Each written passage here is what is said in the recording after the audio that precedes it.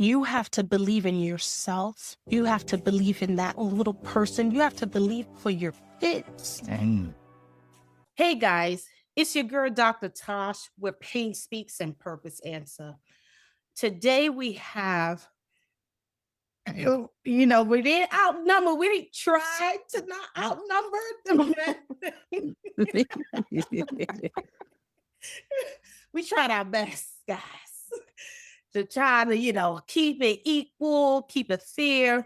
But today we're going to talk about relationship, and we wanted to just kind of get some inputs on everyone's opinion about life, relationship, why certain things are happening in this day and age, like such as the burnout in women, the divorce rate that is increasing, the frustration and the lack of leadership role, the leaders in the home.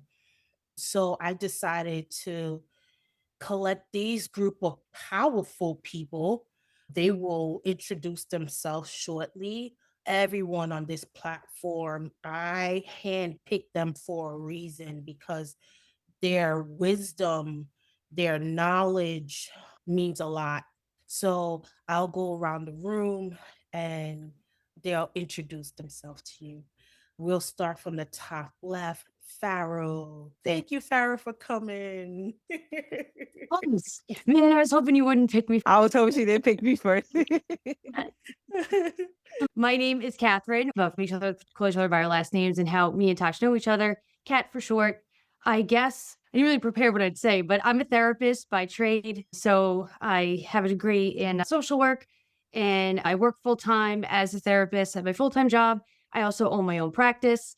I don't know. I guess I'll be speaking today as a participant in the dating scene. I've been with my long term boyfriend for a good number of years now. And yeah, I guess that's it. Welcome, Pharaoh. And next guest is Justin. Coach AJ, I am a father. I try to be a good human being.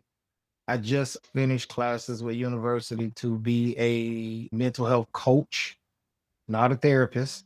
I want to work with people. I'm not trying to be one of the people that go and mess people up and make her job harder.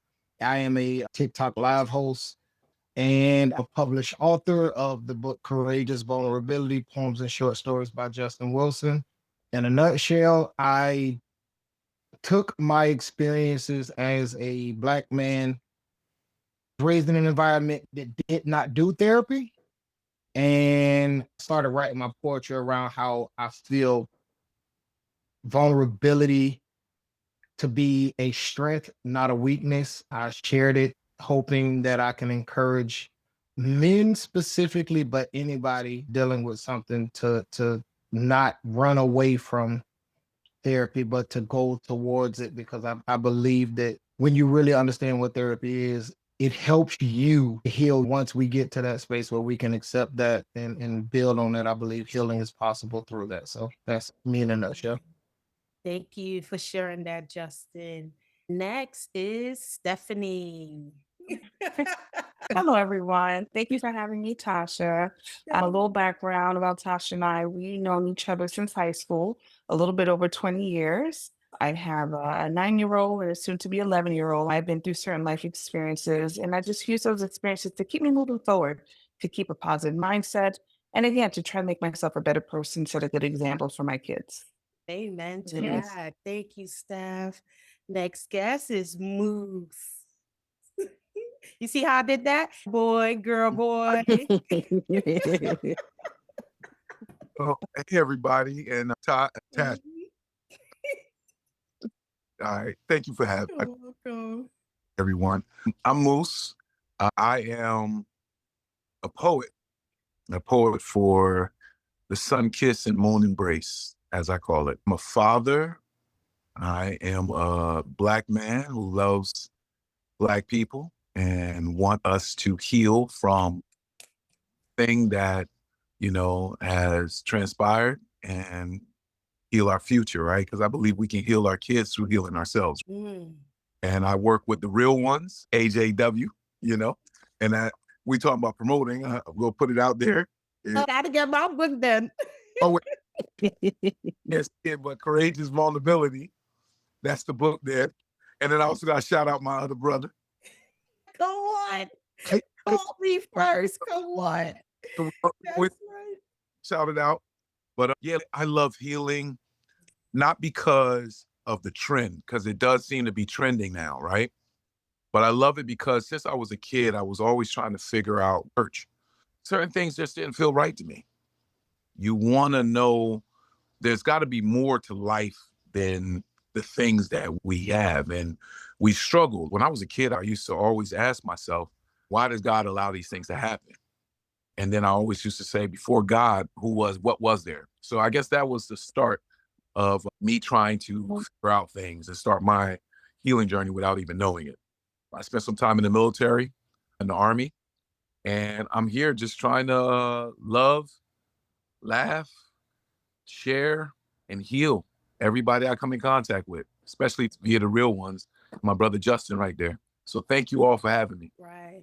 Thank you, Moose. And last but not least, Ashley. Ash Joy, Ash Ketchup, Ash guys. What's up, guys? So I've been knowing Tosh pretty much like my whole life. She used to live next door to me, so we have about 30 years. 30 years plus. She asked me to do this panel. I said, yeah, without a doubt, anything she do, I'm always supportive of her. A little bit of background about me. I have over like 10 years experience in the law enforcement field.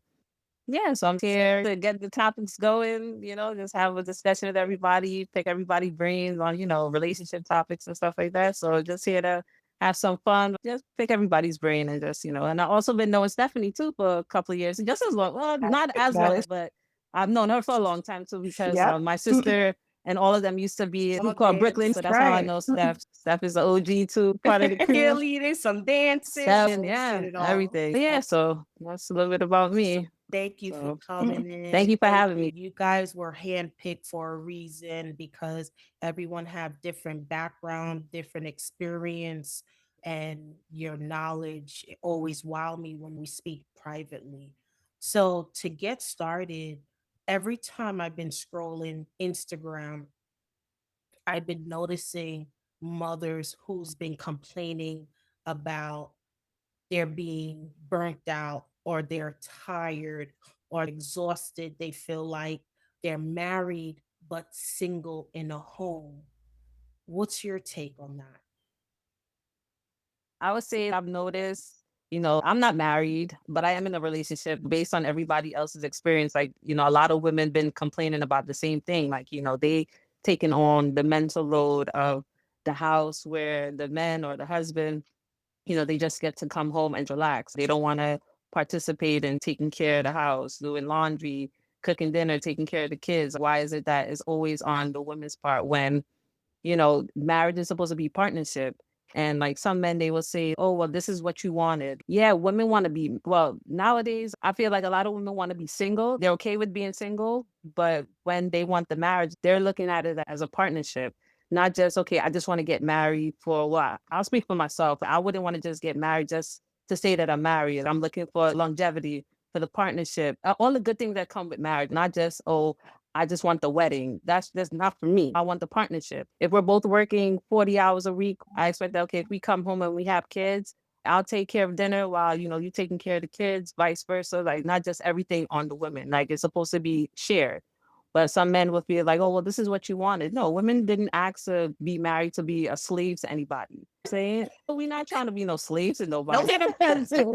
Like you going to work, I'm going to work and I want to come home and relax, but I can't. Got to take care of the kids, make sure they do their homework, make sure they fed, make sure they got to bathe and all these other things. Like it shouldn't be solely on the women. It should be his partnership. That's what marriage is all about, right? So I hit the ball back to whoever want to respond to that. Okay, because people got their pen ready for you. Yeah. They got, Look, somebody had to start it off. Right? they got their pen. People.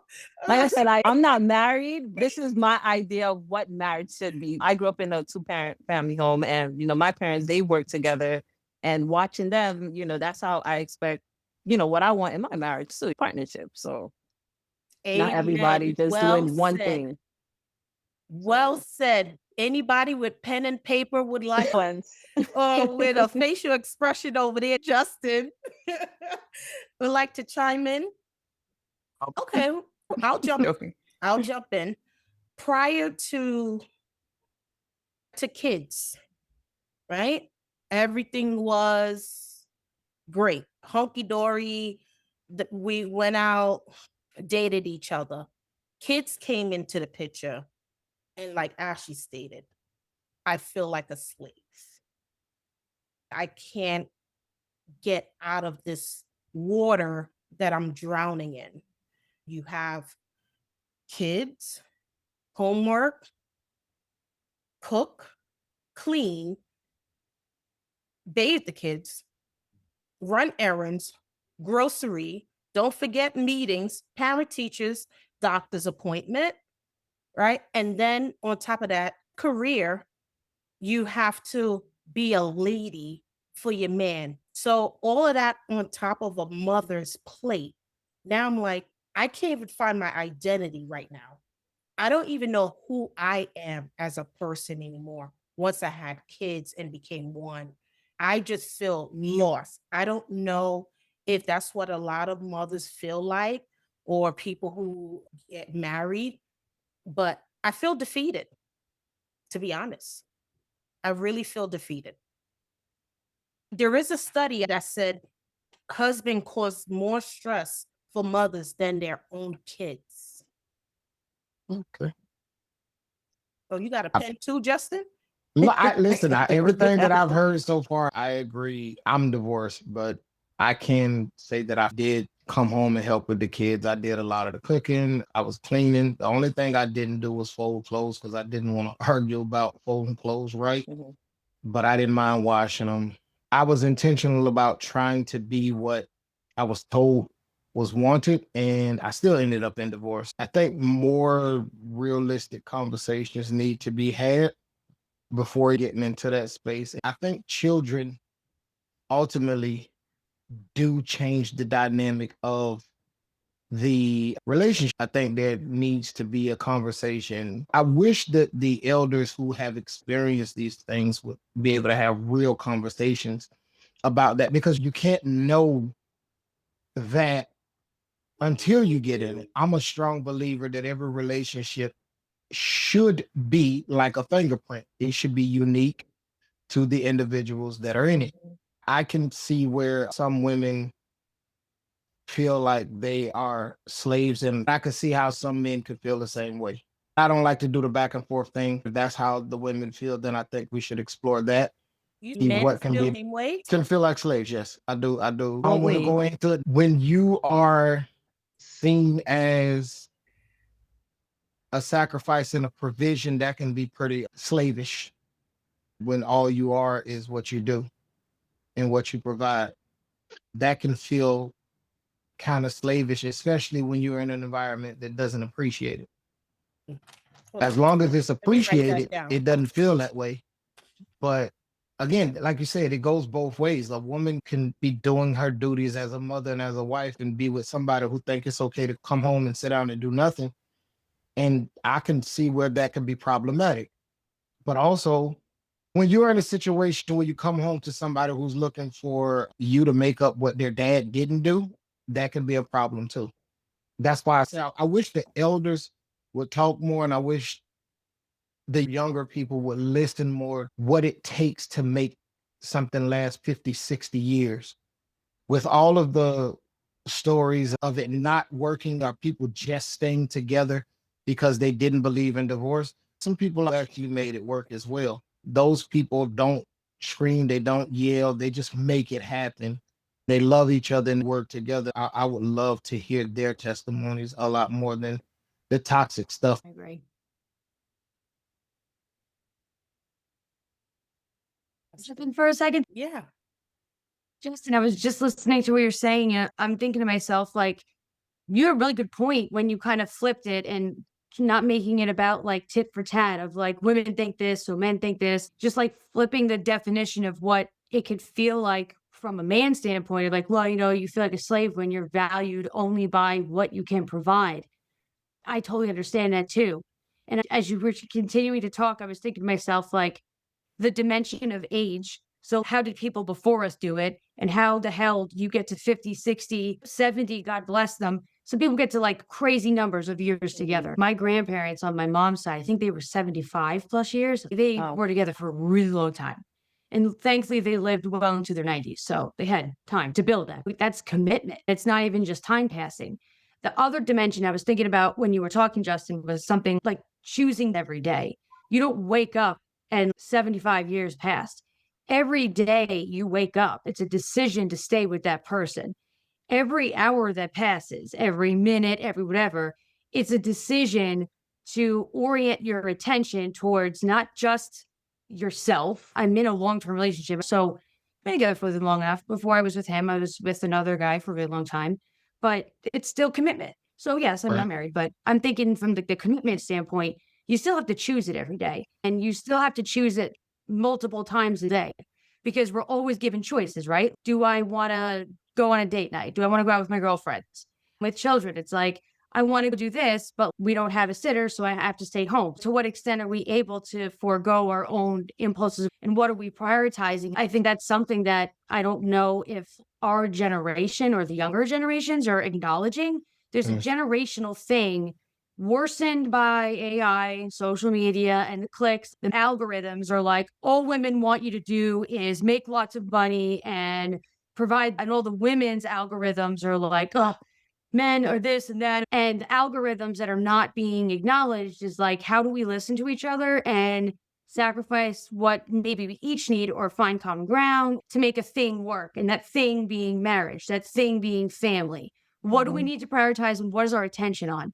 Because if our attentions are separately on like, well, this need isn't getting met and that need isn't getting met and all these things aren't happening, we're not paying attention to what we can each do to make things happen to get okay. both of our needs met.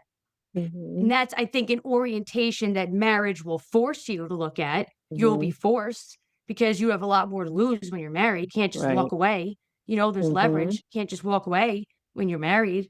In the broader context of commitment, it's a thing that two people make. They decide it every day, multiple times a day. That's something I was thinking about when I was listening to you talk before, Justin. That's a good great point. point. Mhm, Thank you for sharing that, Catherine. That's a great point she made. I think what's happening is we're listening to all the negative.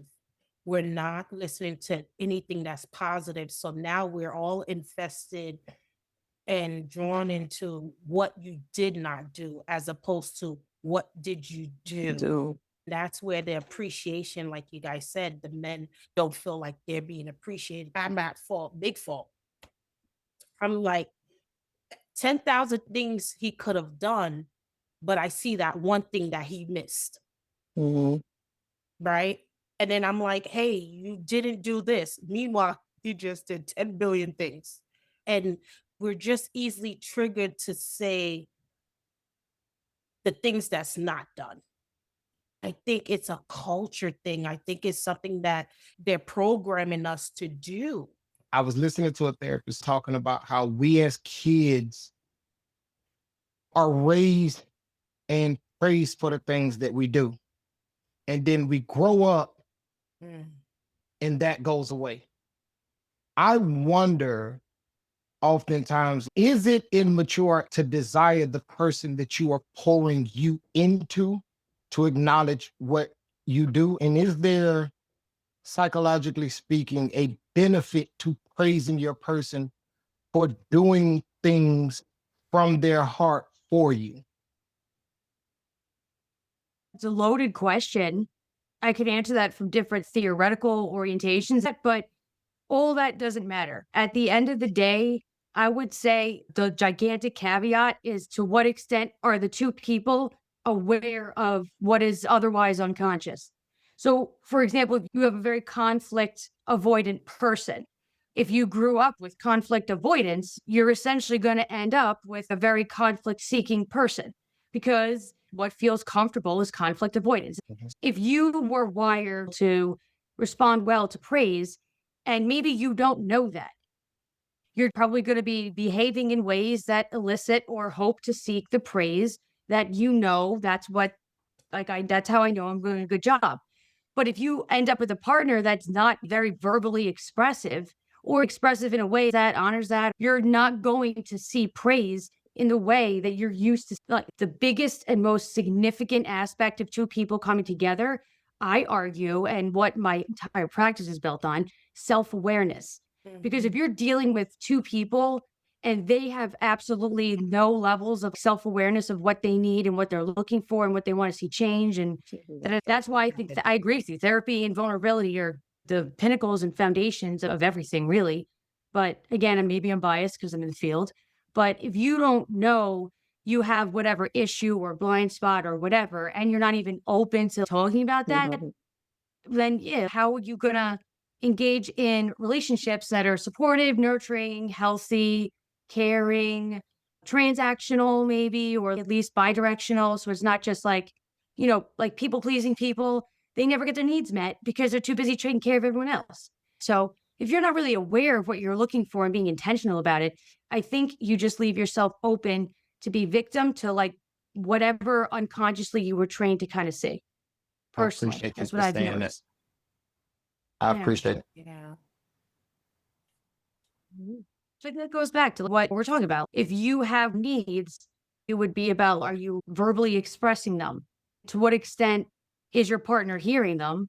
On top of that, to what extent are they doing something to meaningfully change and address that? Because they care. They want to succeed. They want your marriage to succeed. Two people have to choose that every day. Again, like what I said before, that's how I would understand that. Yeah, Thanks, I'm thinking. Catherine. Stephanie or Moose, would you like to add anything? It's always interesting to hear everyone's perspective in relation to raising children, being married, and just partnership in general. I myself, I am divorced, and I remember during my marriage, I felt how you felt in the beginning, just being overwhelmed and overstimulated, and just everything being on me to do everything with the kids, the household. But being divorced now, I've had a chance to just reflect on my marriage. And there's certain things I have to be honest, I had to take accountability for. Sometimes, like you said, there's so many things to do, but this one thing that our partner didn't do, that's what we zoom in on and we forget everything else they've done. And we don't appreciate the things they have done. For me personally, any kind of commitment or relationship, I think the basis of that relationship is communication. We need to be able to have open, honest conversations about what our expectations are, what this looks like, what the household looks like, what childbearing looks like, what caring and raising kids look like. Just being able to talk about anything and everything with your partner without anyone getting offended or it being personal. Because when we are raised as children, we become adults. In the beginning, we take on the ideations of things that we learn from home. That doesn't necessarily work for us. So it's up to us and our partner to create an environment that fosters nurturing and building and just essentially what works for us. At the end of the day, a good solid foundation and honest, open communication can alleviate a lot of the issues that people have in marriage or in relationships. I can say for myself personally, my idea of marriage, partnership, and commitment has changed substantially. I was married for a span of 12 years, and my idea of that is different. I think it's important with a partner that you need to be able to grow together and express these things. As you evolve, as you change, you need to express that to your partner so that your relationship can do the same. It can feel you in that same way and you feel that person. That's just my personal perspective on things. Thanks, Steph. That's amazing. Thank you for sharing that. Well said. I have a question for Steph and Justin. Do you guys think that, or did you seek counseling before going that route of getting divorced, or you just was like you guys So were just fed up and just I'm done? So back to what Kat was saying, you have to choose to want to be with your partner every day, but your partner has to choose to want to be with you as well. It can't be a one-sided thing where one Right. person's doing the work. I'll be honest and say I wanted to do counseling. And when I brought up the idea of divorce, my partner at that time, he said he wanted to do counseling. So one of my issues was that I'm always taking the initiative on things. You're telling me that you want this marriage to work. I've been trying to make it work. I've tried different ways to make it work. I wanted you to take the initiative now for us to go to counseling. You never did that.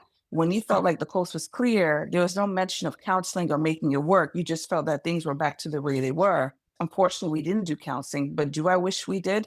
I do. I still believe in marriage. I think it's a beautiful thing, but it comes down to partnership, choosing the right partner, us sharing the same ideas. We don't have to agree on everything, but we need to respect each other's differences as well. It's amazing how perspective shaping divorce can be.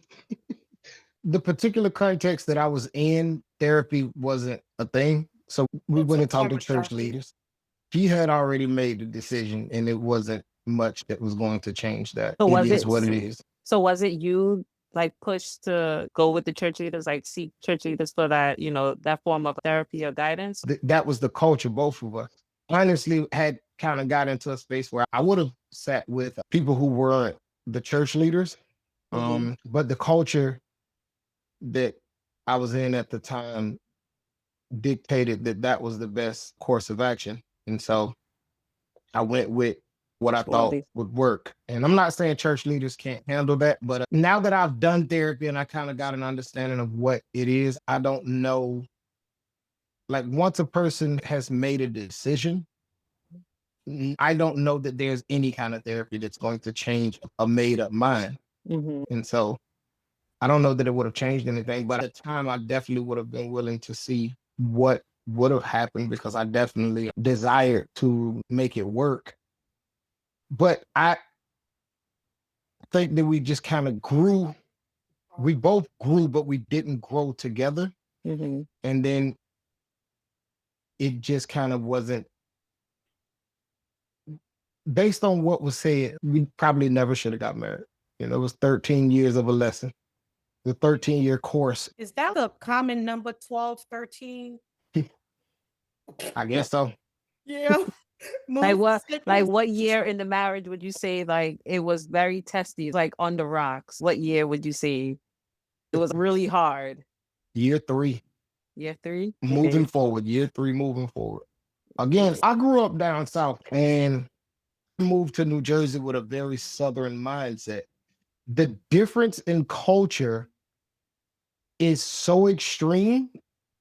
I'm 41 years old, so it's not just extreme now, it's extreme back then. I'm Bible Belt, 3 times a week church and everything. It was just an extreme culture shift in the South where I'm from. Everything was church. When I got here, it was Salam Alaikum and everybody, it was everything. I got interested in learning about other things. As you learn and consume information, it does impact who you are. And I think that evolution within myself may have played a part in how I was viewed. I wasn't the same person anymore. My thinking did change. I started to think it's believers out there that do the necessary schooling to be therapists. So maybe it's not a bad thing. You don't know everybody's story. You don't know what people have been through to look at somebody and assume something based on what you're looking at. You don't know that type of mindset. I can see now made me a different person. I couldn't necessarily see it then in terms of counseling. We went the only route that we both would have went at that time. Moose is waiting patiently. Moose been quiet this whole time. Moose taking notes, mental notes. There's so much to cover. There's a lot, like Justin said earlier, there's a lot to cover. And the good thing is that we're having these kind of conversations, right? I don't think the majority of people are going to make good decisions when they're picking their spouses because the majority of people don't know that they're broken. A lot of us come from unhealed environments and we are picking our spouses from that unhealed perspective. When I chose my wife, I thought I was the most healed version of myself, but there were things that I still did not know that I had not overcame. I did not know that I didn't overcome my abandonment issues. I didn't know it would be so easy for me as being anxious, preoccupied, right, to fall into codependency, right? I didn't know that I had those aspects into me, and that the people pleaser that I am growing up with a single mother, saying to myself that any woman I choose to bring in my life is not going to go through what my mother went through. Not knowing that To a degree, I became the man I believe my mother needed without knowing, and projected that onto my wife. That wasn't the man she needed. She didn't need the man that for my mother, but I didn't know I was doing all those things. I was at a very good place in life. I felt very healthy. I had no kids. I'm in the building phase, but there were some things I had to learn. Unhealthy people tend to pick unhealthy mates as well. So I can cover my issues, but I pulled in someone too who was broken, someone too who had issues that they have not healed. And through the course of time, you can do therapy. But one thing that's true throughout this conversation is it takes two. Mhm. It takes two. Both people have to acknowledge what is not working and how to fix that.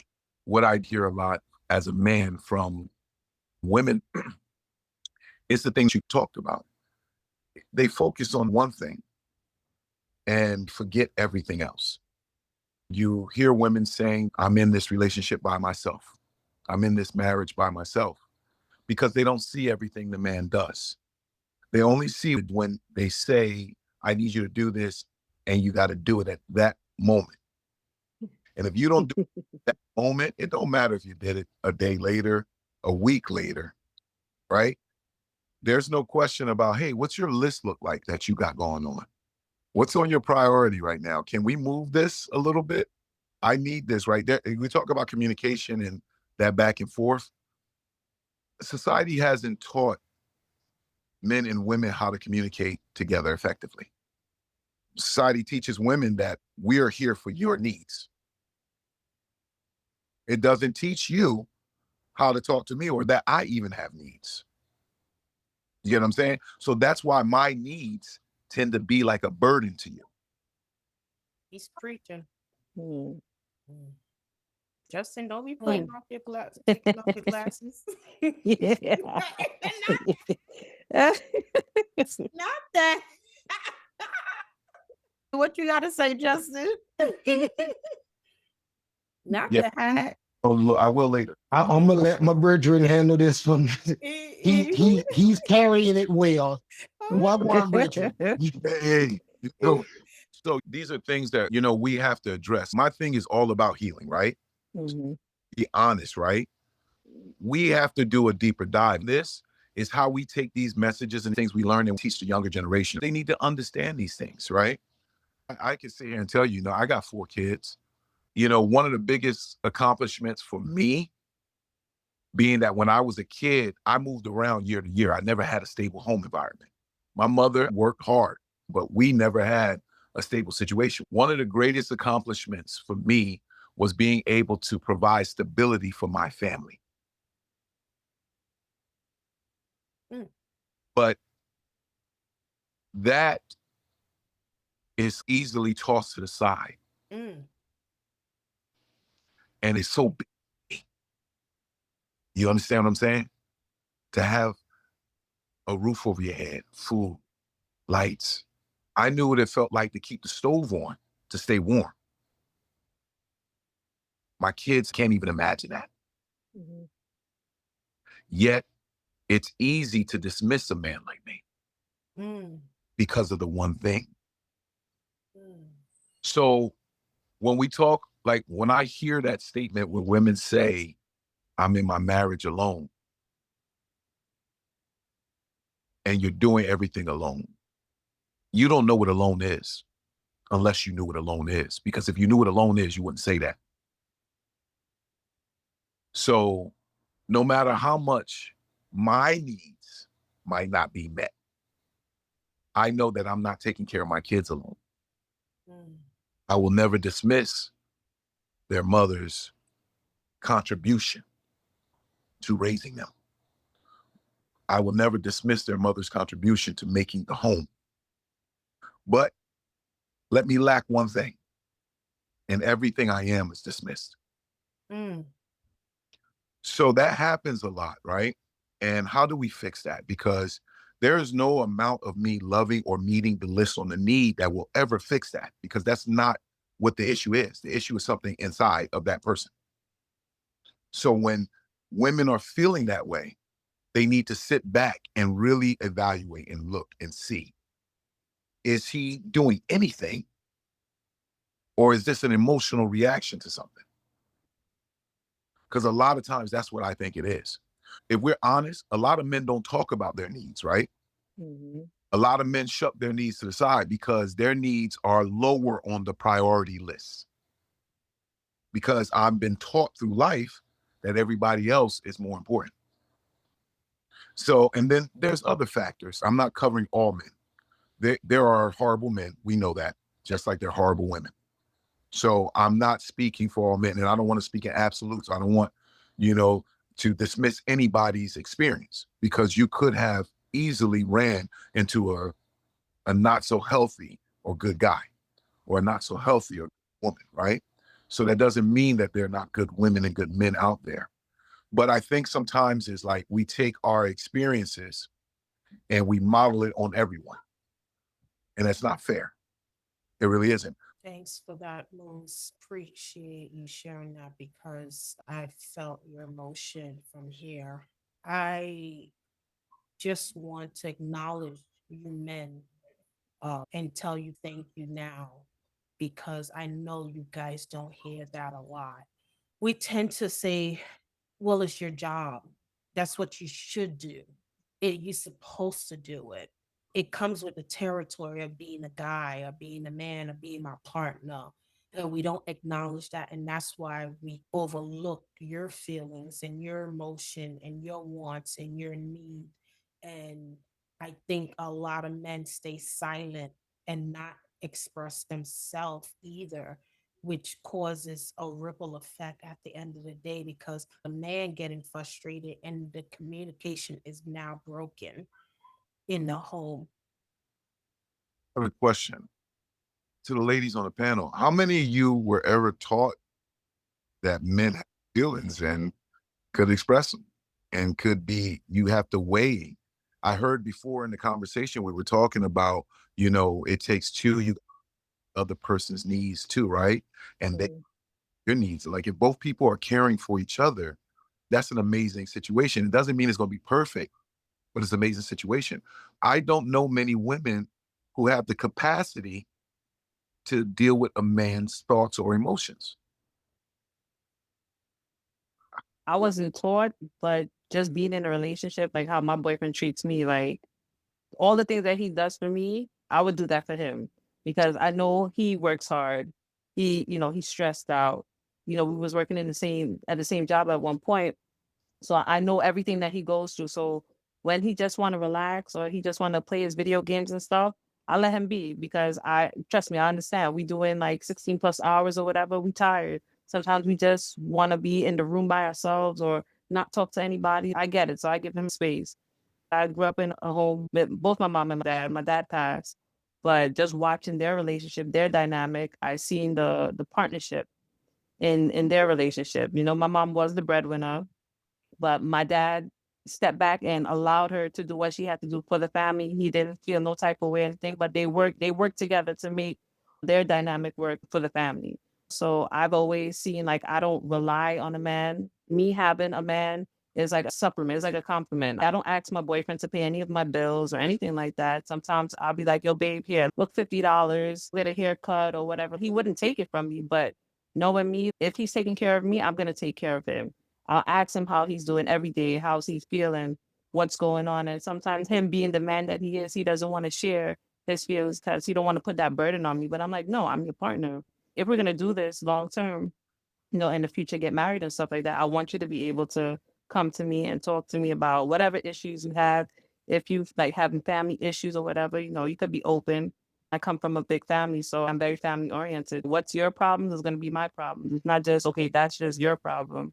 Being in a relationship and, learning from other people's relationship, I know what I have to do to keep my man happy so that he feels he could come to me and be open about whatever he's going through. So I can say I wasn't taught to listen here that men have feelings and emotions as well. It's something I had to learn along the way during my marriage and post marriage.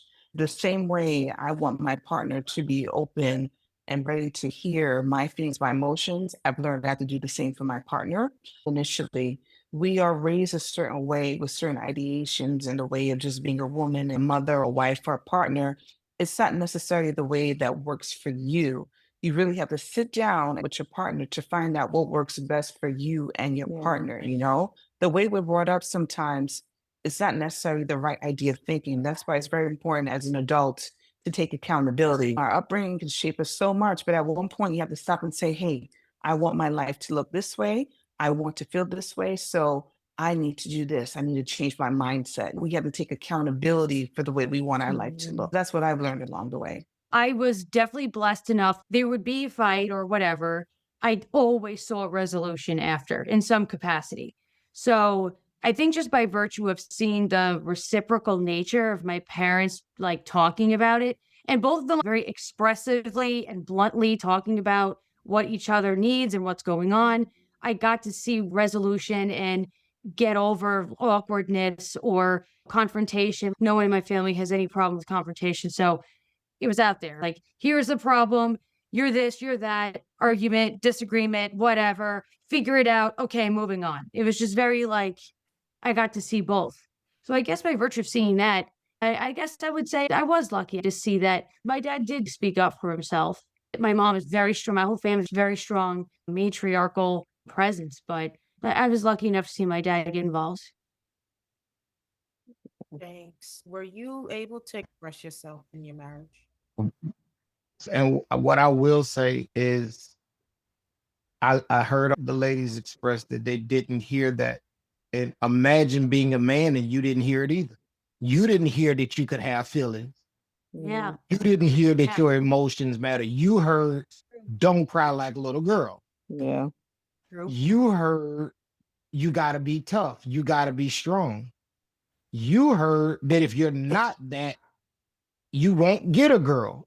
And if you're a crybaby, the girls won't pay you any attention. So just like it affects you now, I feel like as I watched everybody's faces that was speaking on it, to me, it looked like there was some introspection happening. Like, dang, I never even considered that. But that was the same thing that happened to the men. And I think that we as men have to take accountability for that. Somewhere we got to step up and say, okay, you know what? Now I do know it's possible for me to have emotions. And this is where, to me, it's an uncomfortable space. That's what the book is. This book, I went into my marriage. When the divorce took place, I felt like I was wronged. As I went through therapy, and at 35 years old, admitted to myself that I had been sexually assaulted. Well, my ex had to deal with this person who was holding that in. That's what happened. All the years and all of the things that made me, the anger that it carried me, it gave me the self-worth issues that I had. She was dealing with all of that. And I was masking it, but it was there. And so I feel like we have to acknowledge that, hey, there's some things going on. This is why it's important for young men to be allowed to feel the full scope of their human emotions. To hear Faro say her dad was allowed to have that conversation. I thought about this the other day. Imagine being a man, right? Because I can only speak from the context of a Black man. That's all I've ever been. And growing up in a household where you listen to a Black woman tell you what to do all day. She yells at you, you sit quiet, you don't do that. Then you grow up and get with a Black woman, and your natural default is to get quiet and shut down. But you're blamed for that too. Right. I hate it. But unfortunately, a lot of us, and this is where me as a man, I'm taking a lot of Black men have not stepped up to the plate. I am the son of a man who didn't step up to the plate. I am 41. Me and my dad started our relationship, a serious relationship, when I was 38 years old. You know what I'm saying? And I'm saying this to hold men accountable, because even on this live, we see Moose stopping and saying yes and speaking to his children. Like, for me, that needs to be a part of a live, because nothing is more important. So I'm saying all of that to say, like, these are areas of improvement. Little areas like that will help us in the relationship to acknowledge that, hey, this is something that I've been through. One of the things that I've learned in getting into therapy, for me to have a woman that I can be that type of vulnerable with, I would love it, but it's also the most terrifying thing in the world because I've had it turned on me before. And that monster, those years of trauma created that I thought I got rid of when I got in the healing space and was feeling better, that monster popped right back up when it got through back in my face. So I got to be careful with that. You know what I'm saying? And now I have empathy, so I can say, if I'm feeling this way, then how's my lady feeling? And this is why we was talking earlier about the communication. I hope the takeaway from this is why it's important to talk. So you date another woman, be vulnerable anymore because you feel like you don't want them to weaponize it? My biggest secret is here because I realize, you know what? If I tell on myself, you can't. So can't nobody weaponize my biggest secret against me anymore. Nobody. The thing that I held on to that I was worried about everybody finding, it's available on Amazon for $17.11 with taxes included. That's all it is. And so for me now, that liberation allows me to go into, like, when I think of relationship now, I want it to work. Now, I don't want to waste my time playing games. Polyamory may be a thing for somebody else. I want one woman and I want us to figure this life out. I can't wait to turn 80 years old and look her in my eyes and say, I told you I was going to be there till I died and take my last breath. If I never make $1 million, if not one more book gets sold, if I can accomplish that and be the type of man that my daughters, I'm a girl dad, I got all girls. If I could be the type of man that my daughters say, I want my man, but I want my man to have some characteristic of my father, that is an accomplishment for me. Whether I get $1 million or not, I can accomplish that. I think in this generation, a lot of women are the prize. I don't want to say that, but I feel like, they have a head on their shoulder, they're bosses, they're leaders, they can run laps around men. They have 5 jobs, they making over 6 figures so they can support themselves. So when it comes to the table and look for a man, some women may not look for a man because you're financially wealthy as well. Maybe they may want you because you're loving, you're caring, but then when they get you, I feel like all that loving and caring goes away, right? In the man perspective, it goes. So now the woman who can run laps around you and didn't look for a partner to just pay bills, they look for a partner to be a partner. I think, like, sometimes too, again, what I was saying earlier, I think people's stories, they cloud our a lot of our judgments, like social media is a big thing, right? And we see all these images and we see these things and we think that this is real, but it ain't, you know? A lot of that ain't real, man. And how many men or women making those type of money are actually also choosing a mate specifically for those type of reasons? They want somebody that's just loving and compassionate or this or that. And then to choose to find someone like that and that person changes. I question one of the questions I wrote down earlier, and this is why you were speaking, actually.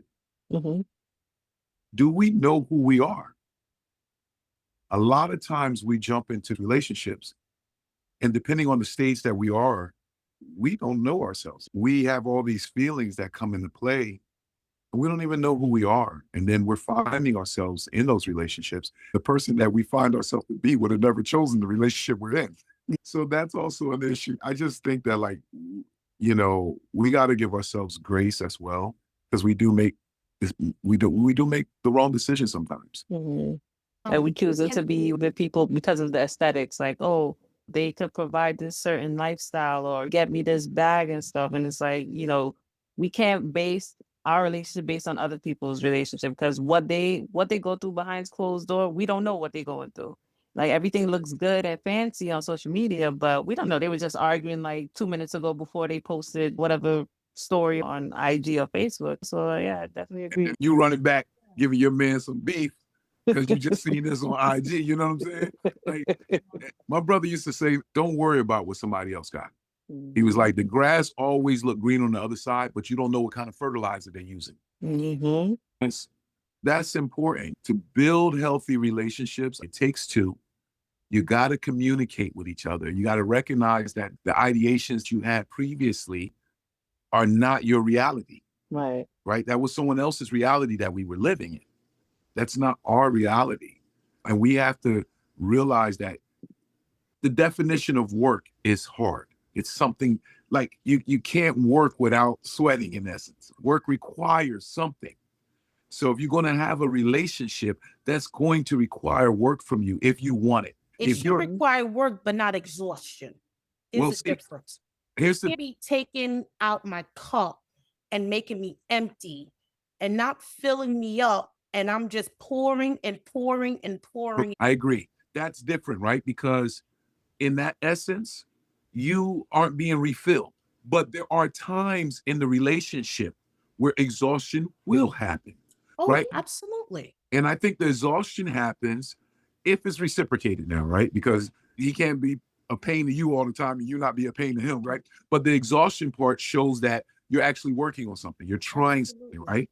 I do want people to realize that if they do get exhausted, like in the Bible, it said, don't be weary and well doing. I don't mean to always add biblical things into it, but just the concept. Like if I'm trying to resolve the issue with us and I go through some exhaustion in there, as my partner, can you acknowledge and see, yes, baby, that I'm exhausted, right? Feel it. Absolutely. I think healthy exhaustion is okay. Mhm. As a team, as a partner, like Moose was saying, if your partner see you're exhausted and they kick in, Take absolutely. them back. Thank you. They shouldn't have to I- ask. You see them drain. Okay, no worry, babes. I got it. You sit down, relax. I'll do X, Y, and Z. Instead of just being there tired, they look at you. Oh, you tired? Okay, I'm tired too. So we both just gonna lay here. No, we got things to do. I wholly agree. Ashley, the way you just phrased something just made me think of something though.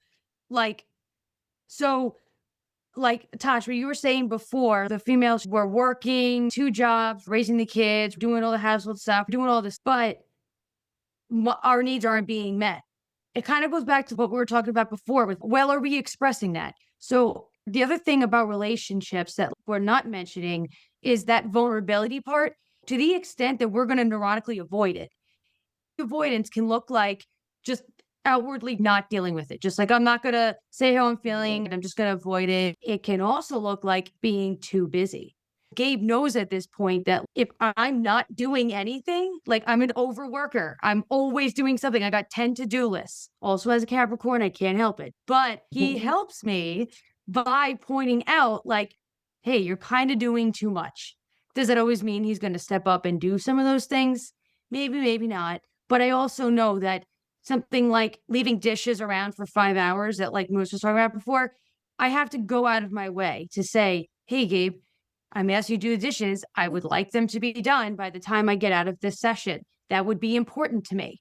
Or I'll say something like, hey, at some point by the end of the week, do you mind getting the battery out of my bike? So now I know that Gabe's timelines of things that I find to be priority are obviously not the same. But in vulnerability, I have to recognize that if I'm avoiding asking for something or avoiding having needs, to what extent is that contributing to me not getting needs met? So sometimes, like I actually just had this session with one of my clients, actually with like one of in the past like week or so. He keeps trying to alter a relationship. What we have not been talking about is, what about not doing anything? What would happen if we kind of fell back and didn't do what we're asking the other person to do? Sometimes it can look like the opposite. Not only are we like, is it important that we express what we want to see change or what our needs are or whatever? Sometimes it's like, wait, am I going out of my way to do it for them? Should I be doing less? I'm definitely guilty of that. So, I tell all the time, like, oh, I'm doing this and third, and I'm doing all this stuff. But like, he'd like, well, you didn't give me a chance to do it. And I'm like, well, touche. He's not wrong. I went ahead and did everything and I didn't give him a chance to do it. So maybe I sometimes need to recognize that I just neurotically do too much. And then I'm like, well, wait, I'm doing too much and I'm blaming him for not doing. But I never stopped and asked myself, what happens if I just didn't do it? What would happen if it didn't, like, okay, push past the line of like dishes in the sink for how long now? Then what happens? Because if I do it, I'm not giving him a chance. Or how about like that term, weaponized incompetence? Like you want your partner to do something, but they do it in a way that they know you're not gonna like on purpose, so they Yeah. don't have to do it. That a lot. Yep. Weaponized incompetence. Like I asked my partner to take the garbage out, and he leaves it sitting there for 2 days. It's overflowing now. You don't know And how to you- take out garbage.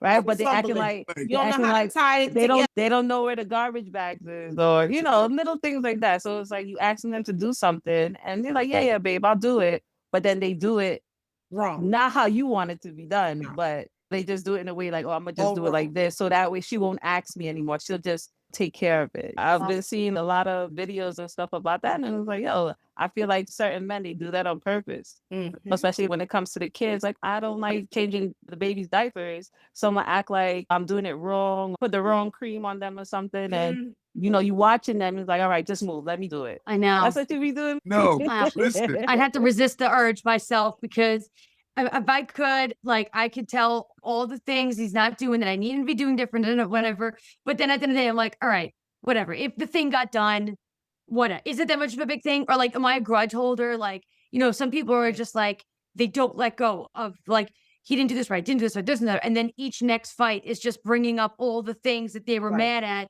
all the 45,000 other times something like that kind of happened. Because then that's not fair because then we're putting them up against a whole mountain of stuff. Or like, it like messed up my whole attitude for the night because Mhm. I said, oh, I told you to do it this way and you didn't do it. Like, ultimately, I have definitely been guilty of being like too overly about a thing. And then I had to be like, all right, sorry. I'm just pissed because I did ask you to do it like at 9 a.m. and like it is 7 and it didn't get done. Then I know that was the most recent time that it came up. And I'm thinking to myself, like, yeah, that's probably when I started being like, hey, this is important. I don't want this laying around all day. Please do Mhm. this thing. So it didn't just become a thing that like we didn't figure out how to communicate significance in. But yeah, I know. Look, let me interject here. We are different human beings, right? Come from different backgrounds. And we're trying to do this, right? Mhm. You didn't learn how to tie your shoes like I learned how to tie my shoes. And I didn't learn how to tie my shoes the way you tied your shoes. Mhm. If we're doing something, look, you guys are the experts. I'm not the therapist. There's a good chance that more times than not, I'm going to do it differently than you do it. All right. If you have an expectation for something to be done a specific way, the way you want it, then you need to Yeah. do it the way you want it. Don't True. ask me to do it. You're right. You You're right. understand? And You're then right. when I do it, Don't look for acknowledgement, just do it. when Don't look for praise. do it, Just do it. when I do it, let it be. Because if you come at me and telling me I ain't do this right, I ain't do that right, look, if a man loves you, Mhm. he may stay with you through that process, but how he feels every time your mouth opens about a request or something you need him to do, that's going to change. It's gonna trigger. That's going Point. to change. And he is going to not want to do things as much for you. And that is where you might see the But you're behavior. not changing the garbage Right. for me, sir. Say again? You're not But washing dishes for me. You're not putting the diapers on a kid for me. You're not feeding the kids I for love you. me. You're not uh you're No, not doing none Boiling of these water. things Boiling water for for Point me. though. Can I just That's say that's something? not what I'm Yeah. saying though, right? In the illustration, we were talking about dishes sitting there for about 5 hours, Right. ago, right? Yeah. And then whatever Ashley was saying, right? Look, if you ask me to do something, the issue I'm going to have is, what's your expectation? Do you need it right now? And Yes, what's the right now. parameters that I have to go through Yeah. to get it completed? Yep. All right. Because that's important, right? Because It those are is. the things Yeah. you come back with. Yeah. Ask me to do Yes. it. I say, okay, I'm gonna do it, but I got a list too. But you ain't care about my list. You're gonna do it True. when? Next year? 2030, See what I'm saying? So 2035. now check this out. Let's role play a little bit. You know you got 1,000 things to do. Now I ask you in the middle of your 1,000 things to do something for me. Are you going to stop doing what you had already planned in your mind to go do what I asked? Trust me, it will get done. You'll get done. Or It'll get done. What are you Not at doing? When you 2030. You can't determine- do it yourself. Not when in we you can the ask how soon determine do you need it? is the right time for it to get done. Not when I want it done. True. It's going to get done when you choose to. Because you have the priority list in your head of what's important. Again, we already identified that people, most people, or maybe, I don't know what the numbers is, but a lot of women don't see men and their emotions and their needs as priorities. So my ask is not even a priority either. Let's be real, So look, we can say X, Y, Z. The best thing is look at the flip side. And yes, Farah, if you ask him, pull back. Give him an opportunity to do that. And if you feel certain type of way from like the first time, say, hey, babe, I really need this done. Do you have time to do it? You almost, and actually, right? Yes. And me and him both I started being like, you're absolutely right. That's what worked for me and Gabe. And I'm lucky enough that Gabe is responsive. So for things now, don't like, get mad when he say I ain't got time though. no, you're right. You're right. Yeah, because that's there's the vulnerability part. We both were like, all right, I can't be like, hey, do this thing. And then say like, fine, just do it by the end of the week, whatever. But then get mad if it doesn't get done. Or if it gets done in a different way, we are beholden to how it was expressed. So yes, absolutely. You're absolutely right. And I do think that women, we are guilty of that. We absolutely are like, everything's important all the time, every day, right now. Now And the flip we side make of it- that too. yeah. The flip side of that too is that as men, though, we do need to also raise your issues on the priority list as well. But that's where the communication comes in, right? I tell a lot of women who talk to me, like, look, it is how you say it to your man. I know it sounds like, oh my gosh, I got to go do all this just to ask for this. But if you grab that joker's hand, pull him, hey, baby, mwah, hey, look, can you do this for me? Steph, yes, Steph, I saw the rolling Listen, out. Steph, I'm talking to I you saw now. the rolling in the get it. behind. Hold on. I get Because it. it looked like somebody said it 50 times. Hey, baby, hey, honey. But listen, it's the way you do it. I'm telling you as a man. No, you're right. You are absolutely right. Touch is important. It is. If you come up to me and you grab me and you said, baby, I said, oh, yeah, what's up, baby? Exactly. Can you do this for me? You have this in a nice low tone, be very loving about it. I get it. All right, so let me ask you a question, because it sounds like there's some sarcasm in there, but let me ask you a question. No. If I ran up and I said, Steph, I need this done right now. How you gonna feel? Right? I'm gonna say who you talking to like that. Exactly, right? Yeah. So when you come with that condescending tone, Moose, I know I not asked you, now you ain't saying this, but this is what the tone is saying. Moose, I not asked you to do this 11 times already. and you still ain't, when you gonna do, I need this, you know what I'm saying? We communicate differently. If it's the 50th time, that's what you're gonna get, though. No, but I get it. Ask 50 times. That's the other side of it.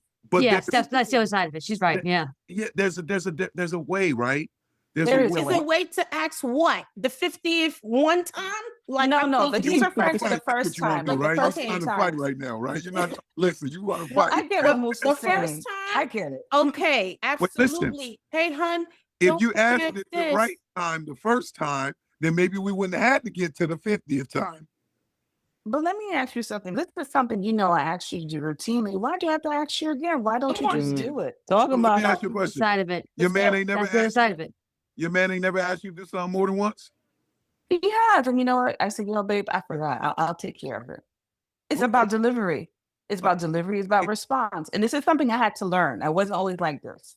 I had to learn that. So I do understand what you're saying, we as women do feel that whatever we have going on, whatever we want done is of topmost priority. Forget what you have going on. But that's not the case, you know. Our delivery matters, you know, and our tone matters. Tone is very important, the way you do it. But at the same time, I'll be honest and say it gets frustrating if I have to ask you 10, 15 times, and this is I something you agree. know I Yeah. need you to do for me routinely. I shouldn't be asking at this point. It should just get done, right? No, I fully look. 13 years in. Hey, listen, I'm right there. I'm 13 years in and out. I don't I'm know asking you the I don't same even know what thing. I'm called or what I got. But listen, what I'm saying is, if you Justin, what you think care, about over there? if you care about your person, right? That means you're going to care about reaching that person. Absolutely. You Yeah. understand? So Yeah. if that person is not hearing you, why? Right. Babe, Tone.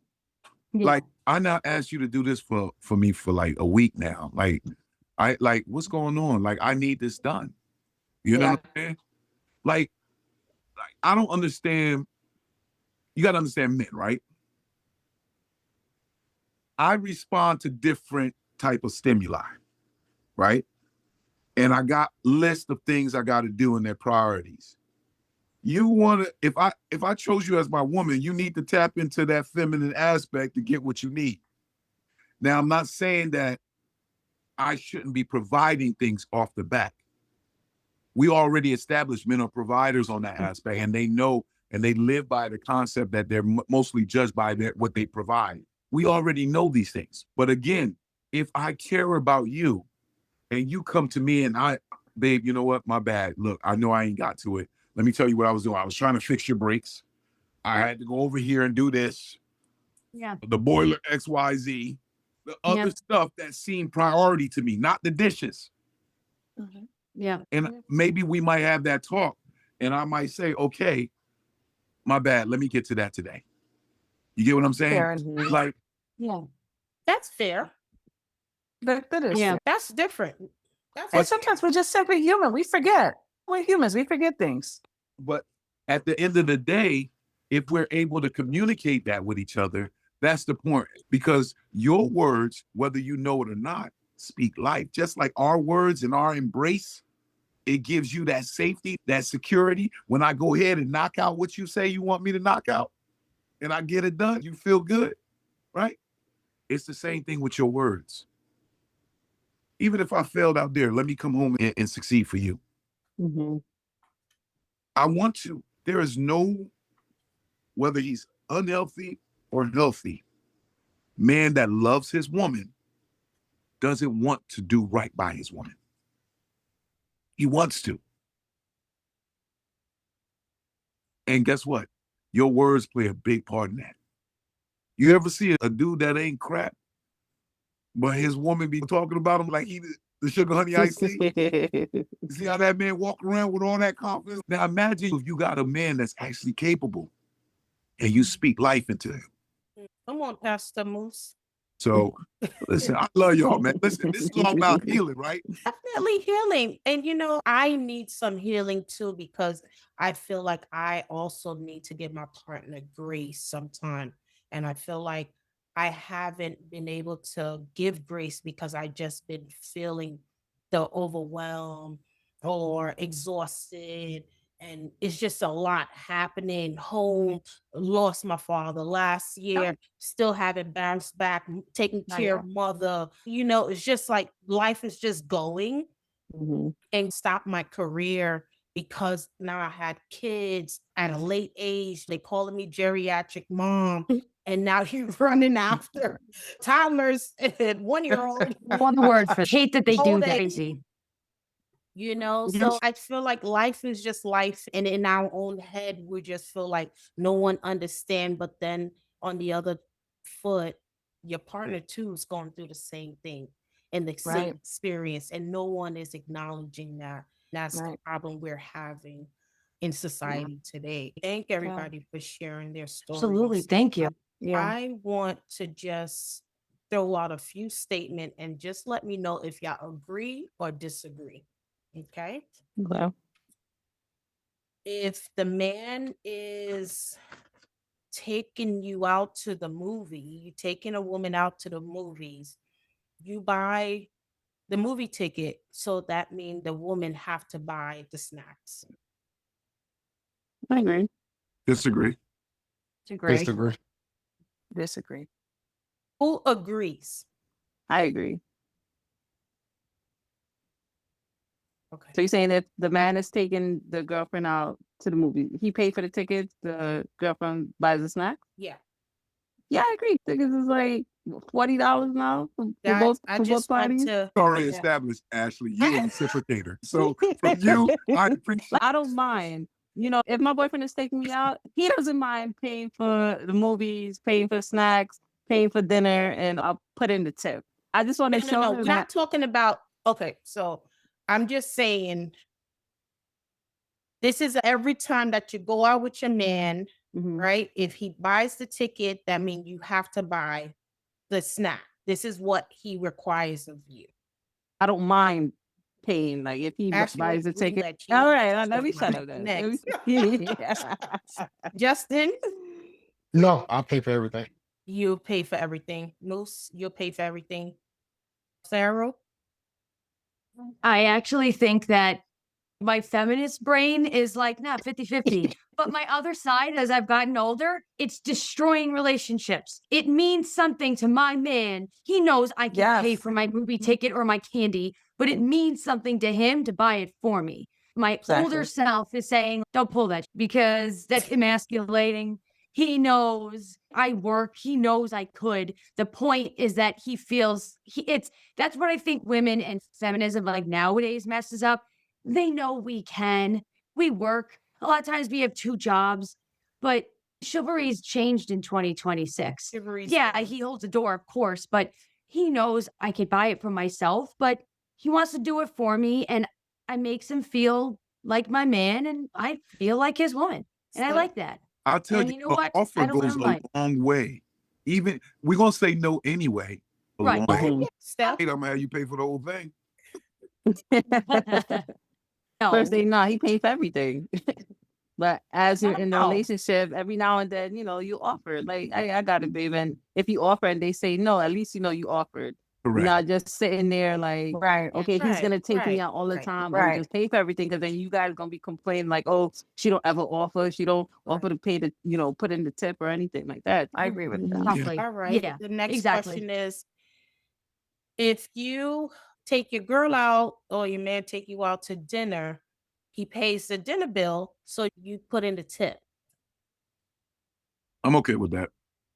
Moose, I've learned to accept that, but that was difficult for me. okay. Steph? There's nothing wrong with that. Sarah? Now I gotta interject, right? If I go on a date with you, if you're a cheap tipper, that's what we're gonna fight. Because that's the only True. thing that get me stopping a woman from tipping Yeah.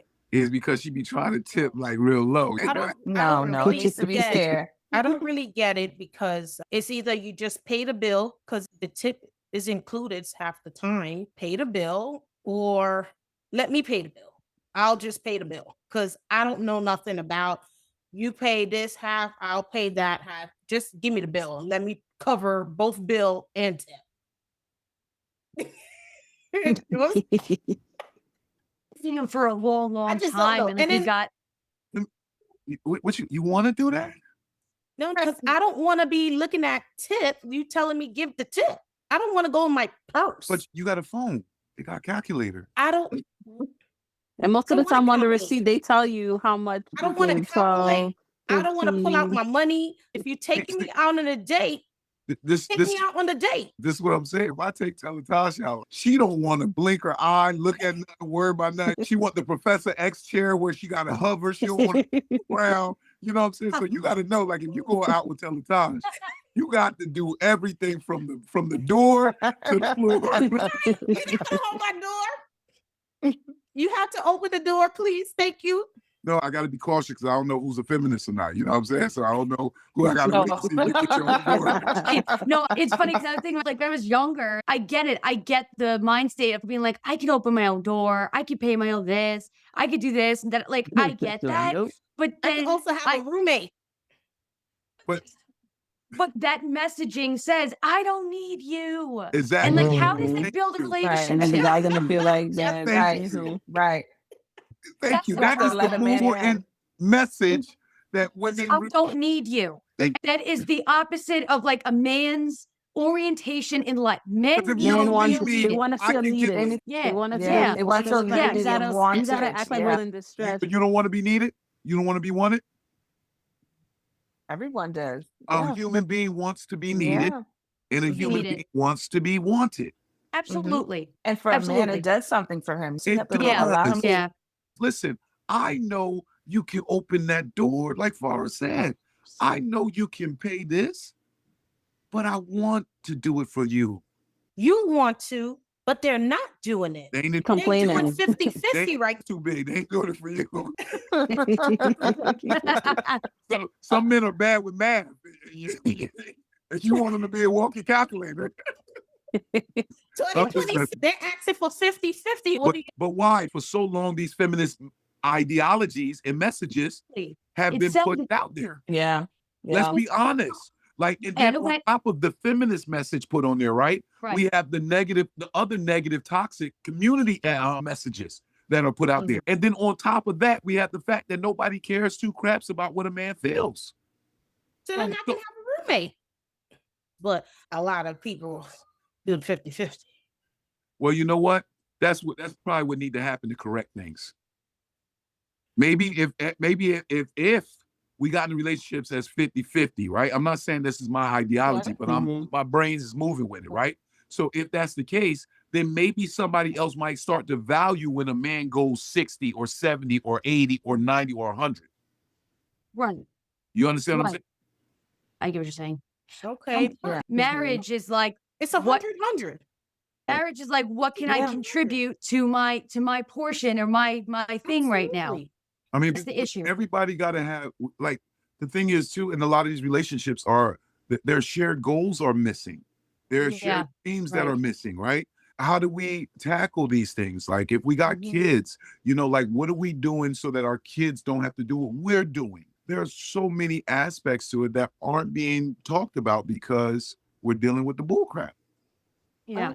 So, look, it's tough, but I think in our society, especially in Western societies, we deal with extremes.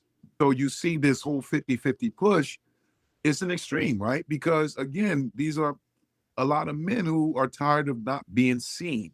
Right. The only thing, like, Punish. I'm supposed to provide for you, that's what I'm supposed to do. Right. So because I'm supposed to do it, you don't have to acknowledge it.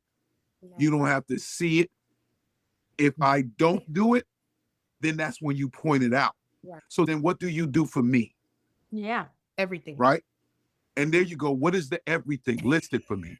If you're gonna tell me what you do for me, like that's the thing, Everything. right? Like, so you don't see me. Wait, say it again? Everything right. That's right. Because you pay. No. He asked the question. You said cook and clean, right? Wait, I'm going. I'm still Oh, keep going. taking care of the kids. Wait, so what you're saying is the stuff wait, that I'm you're not doing, finished. Taking Okay, care okay. of you, right? Okay, whatever that means. What that looked like as an adult in the nighttime, right? Okay. So the list goes on and on. So when the man did it, he didn't do it for you, but when you did it, he did it for the man. Because that's what you said. What? Repeat that. When the man, you said it, when we were talking earlier, you said the man say he cleaned the kids, but he didn't do that for you. Right. But you did it for him. Absolutely. That. I'm gonna go back to being quiet. I think what Tasha's trying to say is, She you lied. know, She lied about that. I think what she's trying to say, you Clean said up. you're the man. Clean up and out too, please.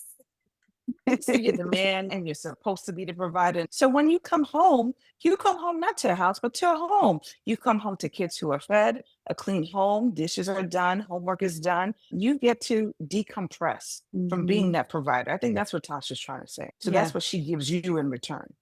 I think You get to come home and be dad. You don't have to It's deal with the dad. mundane stuff. You get to be dad. You can enjoy your kids and just be dad because mom has dealt with that already. I think that's what Tasha's trying to So say. once again, now you're going to become that kid that the mother is screaming at all day long because dad not screaming at them because you came home and like Steph said, you decompressed. But hold on, I'm the devil's advocate. He doesn't have to be that third kid because as a woman, if he is being a provider and doing everything else for you that you don't have to worry about, you should appreciate him, So he doesn't have to be the third kid. Giving him his space, let him decompress, and then that's that. We have to find balance in our relationships. We have to consider our partners. perspective. Be considerate. A very healed. Yeah.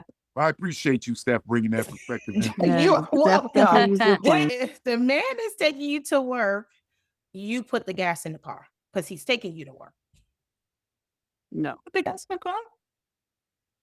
He's taking The woman is gassing You the got to car. pay the toll and put gas in the car because he's taking you to work.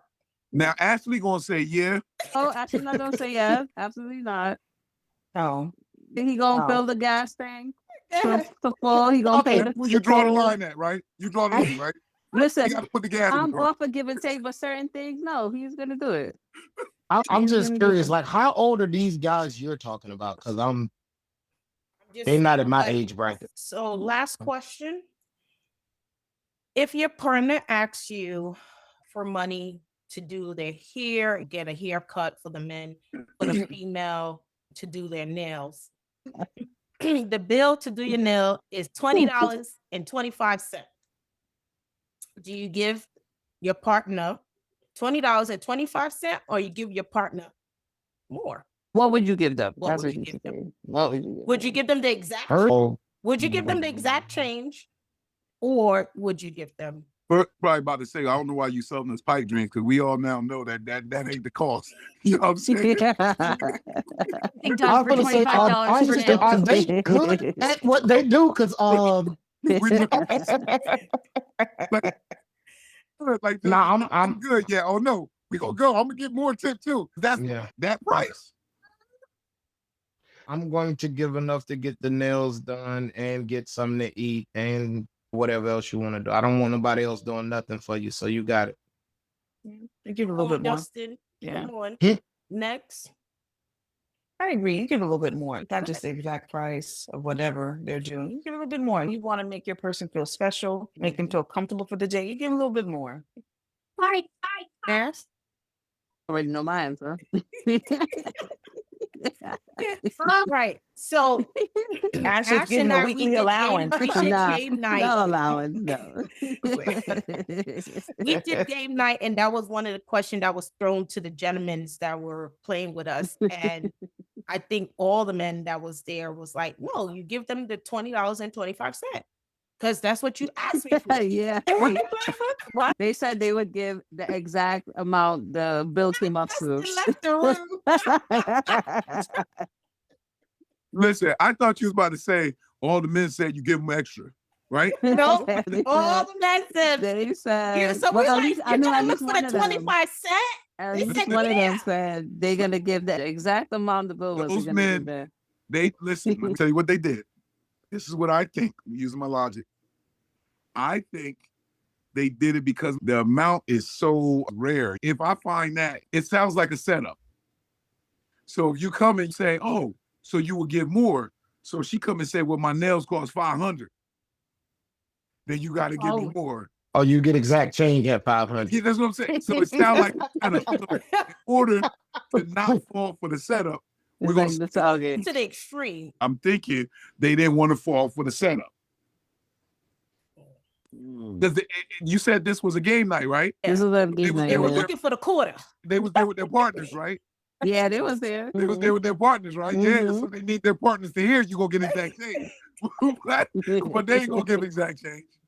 I can't believe that. They ain't gonna give exact change. It was A big argument. Exactly. Right? Steph, which one you want? A big argument about it. Before we close, oh man. But before we close, we'll just go around the room and just tell us one thing that you took away from this conversation or that you would like to share.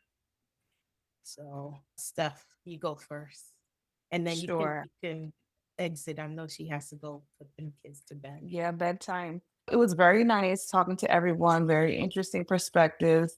And something that I learned is to keep an open mind. You never know how someone else's perspective can alter yours in a good way. Thank you for that. It was nice hearing everything and certain things people Yeah. mentioned. I'm like, maybe I should try this differently. Maybe I should do this differently. So thank you for that. Tosh, thank you again for Yeah. having me. Appreciate Thank you all the you. time. Ashley, always good seeing you. Definitely good seeing you. All Yeah, right. thank you. Have a good one, You're Steph. welcome. Take care. Thank you. I want to hear You everyone too. else. Let's Oh, Justin, go ahead. I think Steph is a wonderful cleaner. I appreciate everybody. I appreciate the different perspectives. I definitely, one of the takeaways for me is how much value is placed on punctuality in terms of I want you to take out the trash and do the dishes. I live by myself. I take my trash out when I get ready. But I may not do that. I may not be that way forever. So that's something that I'll consider. And then I think Cheryl said, it's about defining your terms, not watching the internet and like, hey, buddy, you ain't doing this for me. No, what is your situation? And so I think that we got to be more intentional about your person and be okay with creating what your 75 years will look like rather than trying to say, this is how they do it. I got to do it this way. So I appreciate the conversation as a whole. Thank you for allowing me to be a part of it. Thank you, Justin. I would say I love hearing men talk about their perspective. I like to hear the men's perspective on, when it comes to relationships. Because, as women, we always going to talk about our perspective. So it was good hearing about the men's perspective and asking about their emotions and acknowledging that you guys are human. You guys feel a certain type of way. You keep it bottled and not worrying that you could be vulnerable with us and we're using what you told us against you. Just being more open-minded and just listening to you guys. Yeah, have a space to, be vulnerable and. So I think this was a good conversation that needed to be had. So And Farrell. First of all, I just want to say, Tosh, thank you so much for inviting me, having me on. It was so wonderful to meet you guys. I really had so much fun tonight. A big takeaway for me that I really enjoyed was just being able to hear the shared female and male perspective of everything. And so a takeaway for me is like the age-old questions of how men and women can speak the same language, finding creative ways to do it because there's 8 billion trillion different ways to do it. And I think that's what makes it special. Being present and talking about the differences we all have as females, males, and in different relationship situations. It's such a universal thing to deal with vulnerability. I just loved being able to be present here and hearing everyone's experiences. And yeah, it's just really special. Thank you so much for having me on. I really enjoyed tonight. Farrell, thank you.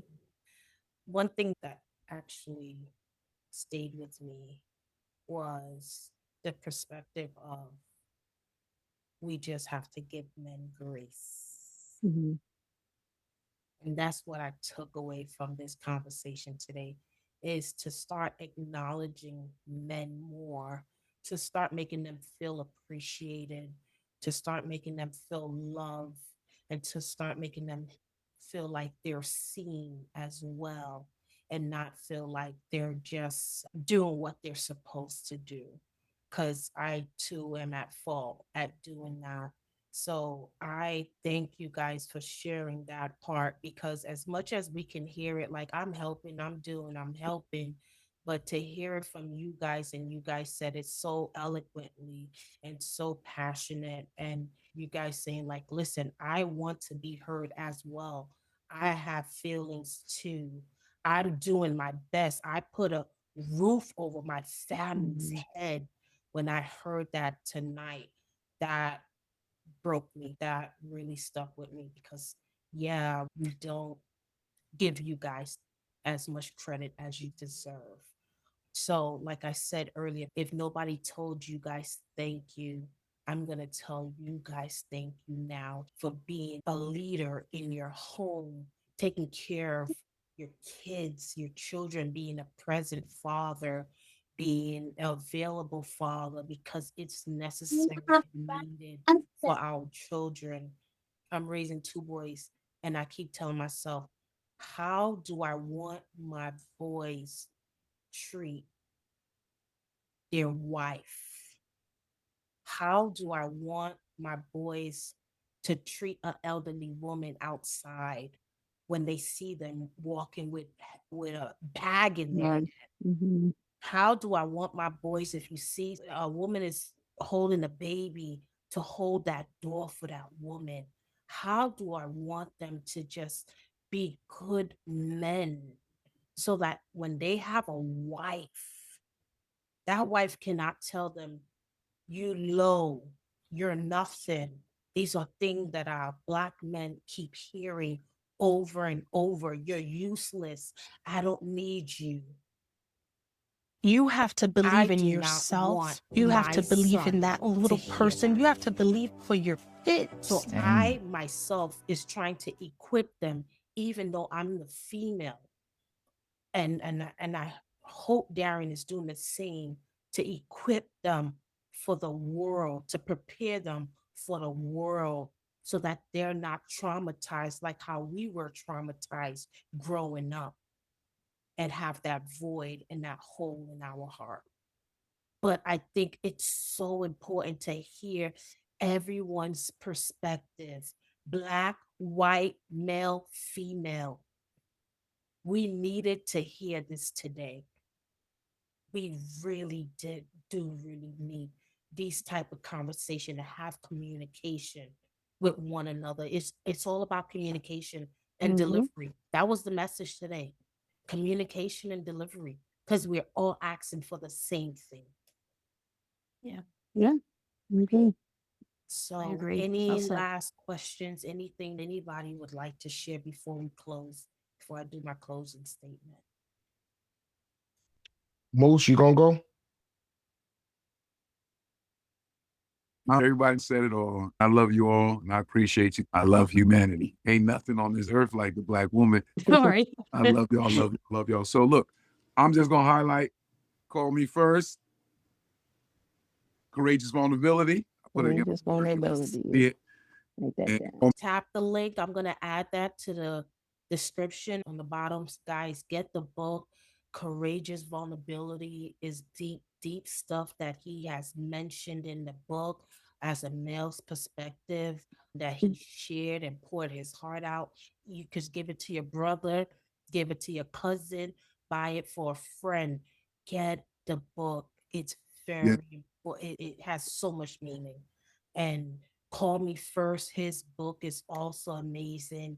He share, how to lead a home, how to just be a man. If you have a problem, call me first. If you got fired, call me first. And that's his book. I'll drop it in the description so that you guys can purchase and share it out to your husbands and boyfriends and brothers. Thank you. Thank you for having us. I So appreciate much you guys. again. Love you guys. So stay tuned for part 2, guys. So there you guys have it. I'm your girl, Dr. Tosh, where pain speaks and purpose answer. If you like what you heard today, drop a comment, like, subscribe, and we'll see you guys soon. Bye-bye. Bye. Guys, nice to meet everyone. Same I see. here. You have to believe in yourself. You have to believe in that little person. You have to believe for your kids.